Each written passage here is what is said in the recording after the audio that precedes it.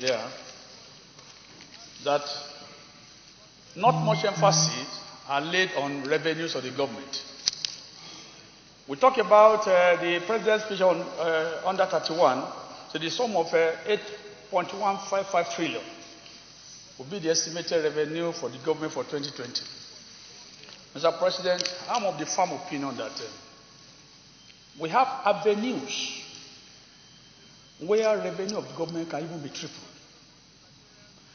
But the question is that it appears those agencies where major revenue are to accrue to government have become so powerful that they are untouchable. And I want to advise that the next assembly should make a big difference. Number one, Mr. President, if you look at leakages of revenue from NNPC alone, if well accounted for, we even pay off all our deficit budgets of 1.7 trillion. How much is it? This is what, if leakages in crude oil liftings in NNPC is blocked. 2, immigration. The internal revenue generation of immigration are not well accounted for. They are subcontracted to contractors who made away with federal government money with impunity of highest order. Mr. President, the relevant committees of the Senate should look at these areas and ensure that revenue accrued to government are well accounted for. What about stamp duty, Mr. President? Stamp duty revenue were never even accounted for up to 2019. In 2020 budget, the CBN governor just gave them, okay, go and put 200 billion there, where we believe that we can even raise not less than 3.5 to 4 trillion annually.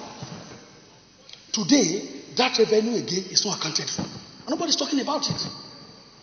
Number 4, the FRS. When you talk about increase in VAT, would there be any need? If there is effective collection of VAT, many state governments don't remit their VAT and withholding tax. Withholding tax is advanced payment of income tax. And government is the large spender. It's the largest spender. They have many contractors that they are worth billions of contracts. Withholding tax element is never remitted to federal revenue. I will urge the federal revenue to double their effort to do state government withholding that and VAT audit throughout the 37 states of the federation. Within the first quarter of next year, Mr. President, we will realize to pay off our budget, the deficit budget, to finance infrastructure decay in this country. Mr. President, again, that is the revenue aspect of the budget. We need to double effort. And all agencies of government that is charged with responsibility to generate revenue, they are quarterly reviewed, quarterly monitored, so that we have enough money to finance our budget. Mr. President, the expenditure aspect, 10.33 trillion.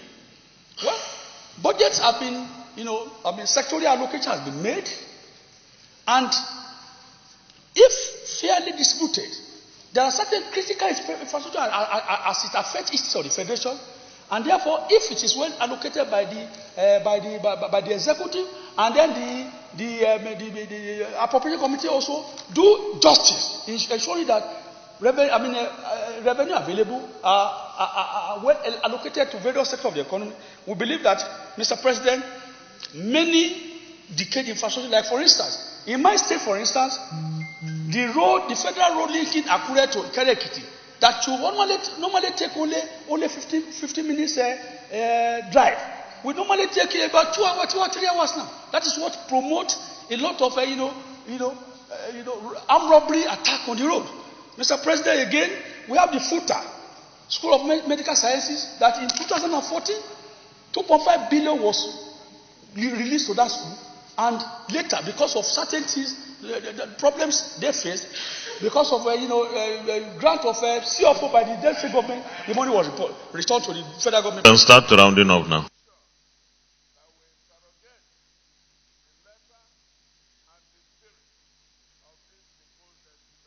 Because dual exchange rate, when we do a budget on 305 naira to $1, and in actual fact, when we are talking about implementation, Nigerian importers who import raw material will be importing at the rate of 357. There's a 52%, 52% gap. And this has created a lot of, infrastructural decay in the country, because at the rate of which they get foreign exchange is different from the rate we use to compute our budget. Mr. President, on that note, I want to advise that concerted efforts are made to double the revenue of the federal government. Thank you, Mr. President. Thank you.